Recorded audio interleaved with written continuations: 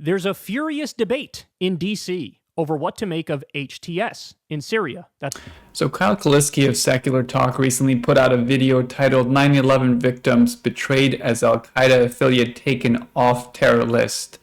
It appears to be mistitled because no one has been taken off the terror list, certainly not HTS.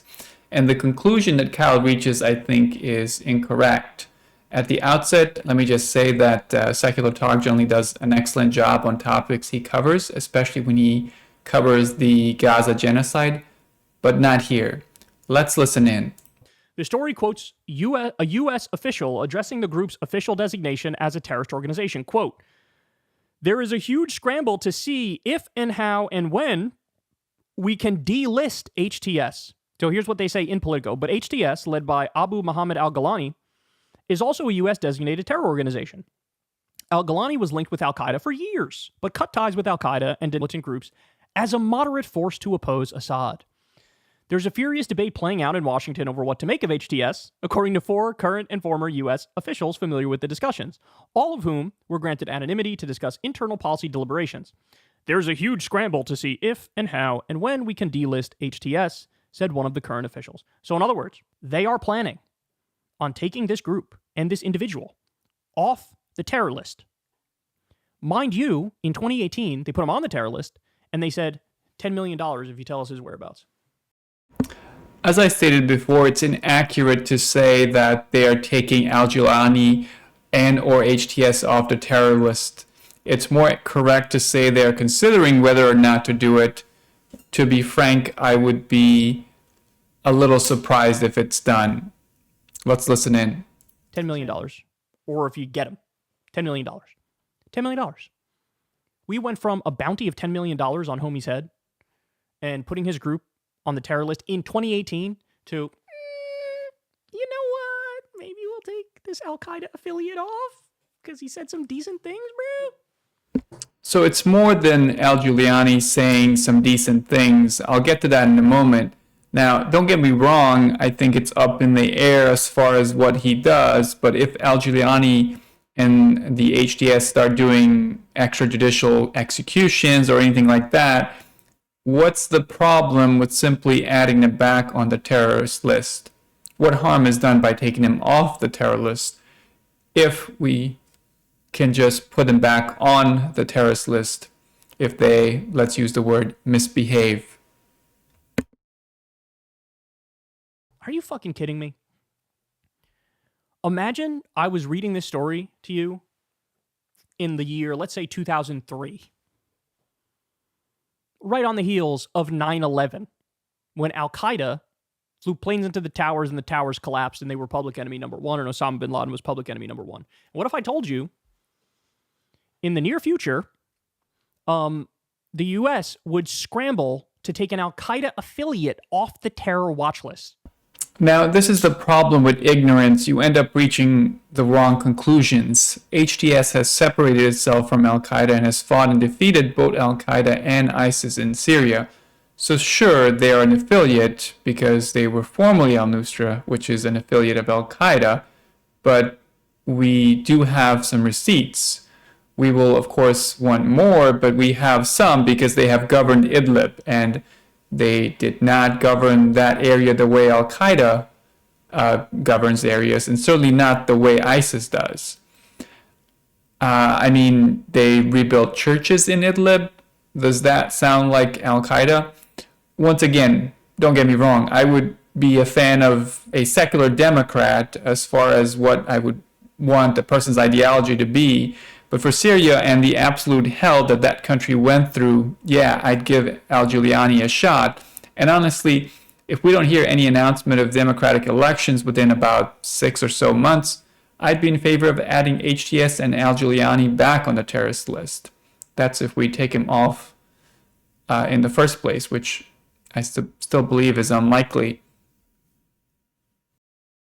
How would you react? I think you would probably say, that is absolutely disgusting and infuriating, and it besmirches the name of every single victim of the 9/11 terror attacks. I bet that's what you'd say. And guess what? You'd be right. So you'd probably think, well, why? Why would they do this? This makes no sense. Why would they do this? The answer is very simple, guys. The answer is very simple. Assad was the head of the government in Syria. Okay? Assad is a Shia Alawite. He was aligned with Iran and Hezbollah in Lebanon, the Shia Crescent, as they call it, right? They are geopolitical foes to the U.S. and also aligned with Russia, I should say, too. One of our biggest foes, right? And so we would rather get rid of somebody who's an ally to our enemies and deal with whatever comes next than deal with what was there before. And so, in other words, hey, look, if the best we can do is a former al-Qaeda guy leading what was the state of Syria, well, I guess it is what it is, and we'll try to work with it, and we'll try to figure out. So, in other words, what matters is geopolitics. Yes, Kyle, what matters is geopolitics. I would rather that the leader of Syria be allied to the US than Russia or Iran.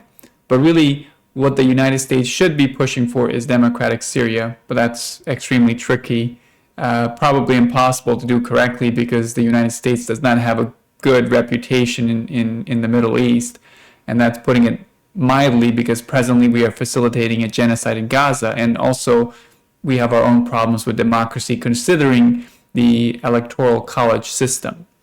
And if the US was to openly call for elections in Syria, it would probably even backfire. What matters is power. What matters is the global chessboard. And we don't care about the details. We don't care about the specifics. And by the way, if you think, it's okay, we'll be able to control them, really?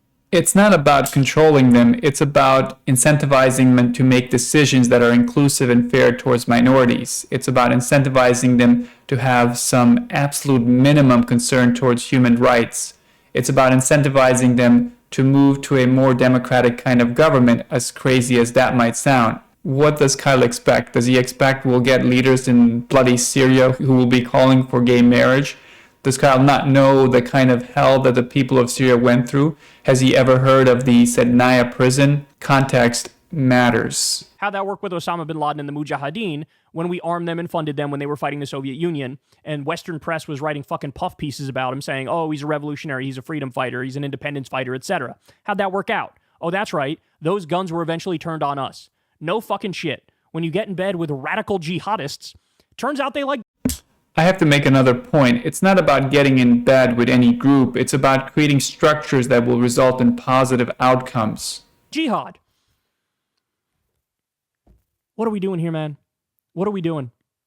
So, that just goes to show. I said it before. How would I describe our foreign policy? Paranoid schizophrenic imperialism is how I would describe it. That's the best description for it.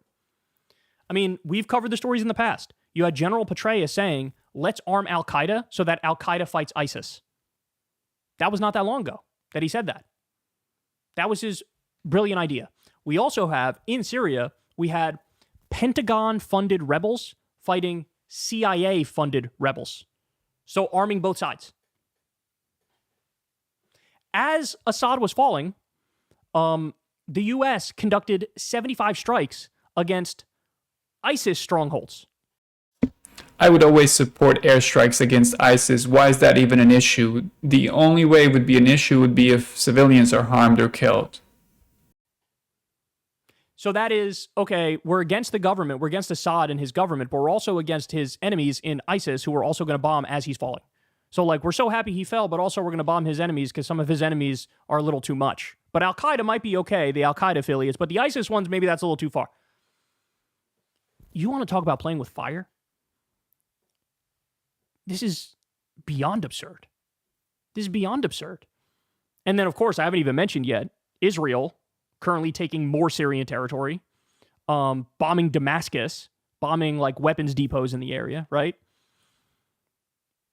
I mean, this is hell on earth.